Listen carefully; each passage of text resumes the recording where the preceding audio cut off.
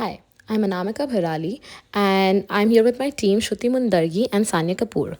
We are here to present our project OpenAI Database Search App.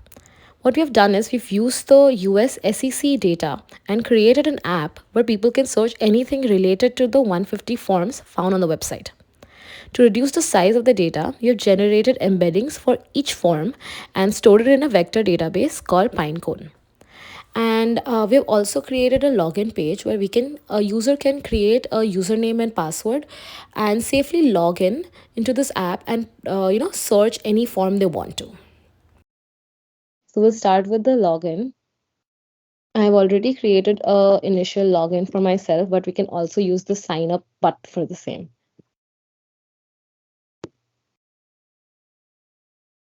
Okay, so we are inside. So we can choose any form that we like. So let's just choose form 1A. I'll quickly get the link for this. So what we do is we give the name and the link to the file, and the vector database already has embeddings in it.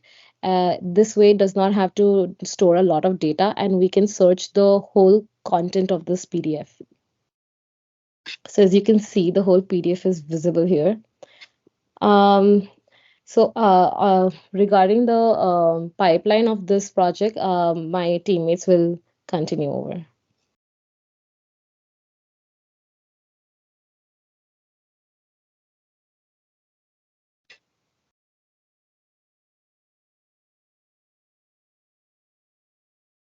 Okay, so firstly, we have used Airflow to write the code and embed. Like the first pipeline of our project is to create an embeddings database, which is a CSV file, so that we can use that CSV file and load it into our Pinecone, which would further vectorize our data set. So the first pipeline we have used OpenAI's embedding models, and we have created an embedding for our form and its list.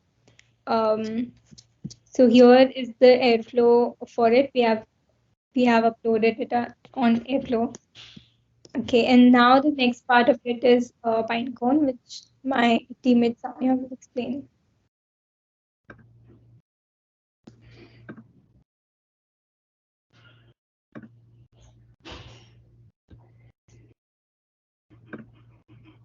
So, am I audible? Yeah.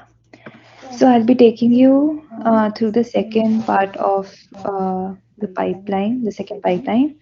As you can see, I'm setting the parameters here,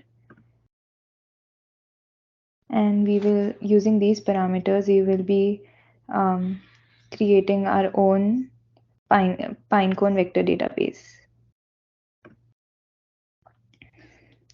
These are the two operations that we're handling within the database. Let me take you through the database.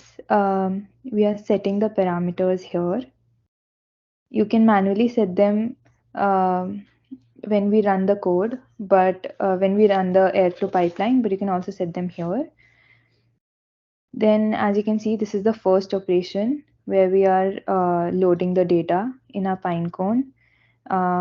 We have taken the metadata fields and we'll be mapping them with the embeddings created in the Airflow pipeline 1, and hence we are creating and loading our Pinecone database. This is the second function where we are making sure the database is created and managing it. So I can take you.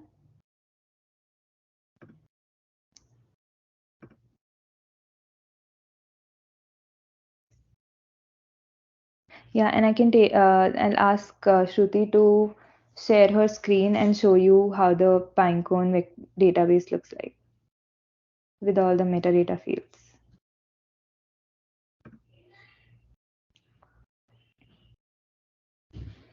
So this is the Pinecone console. We can see that we have a database called hello, and in that we have our metadata. with their respective embedding values. We have the way we have processed the data, either PyPDF or NuGet, that's the processing method. And then we have given the context and the link of the data, using which it fetches the data, the context, and gives it in the Streamlit app. Thank you. That's it from me. I would also like to mention that we have used GCP to host this. So this is the instance that we are using. And as you can see, as you saw on Sanya's and Shruti's laptops, that we were using these ports, and we are using this IP address. So if we just copy this IP address and put it on, okay, Sanya, can you show it? Do you have the IP address? Can you share it? So as you can see, the IP address is right here. Uh, Anamika mentioned about the IP address. This is Yeah, so it's the same as the one in GCP. So it shows how like we have so this is how you can also like confirm that yes, it's running in this instance in GCP. And she's using the ports mentioned right next to Airflow, the instance in under the firewall policies. So yeah. Oh, also, Shruti, can you share your screen and show the database with the Google database with the login tokens?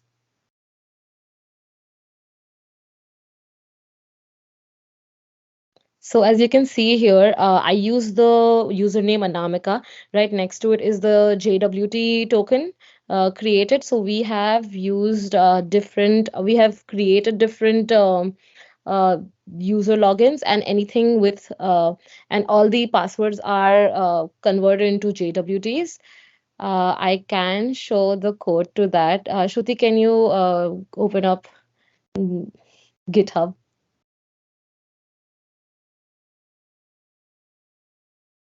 So under the main pie, yeah.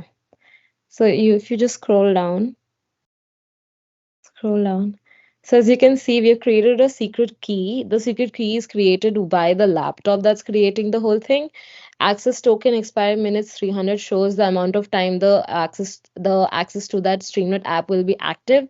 And if you go down, if you scroll down a little bit more, yeah. So here we have no. Scroll down a little bit more. So here is where we are creating a hashed password.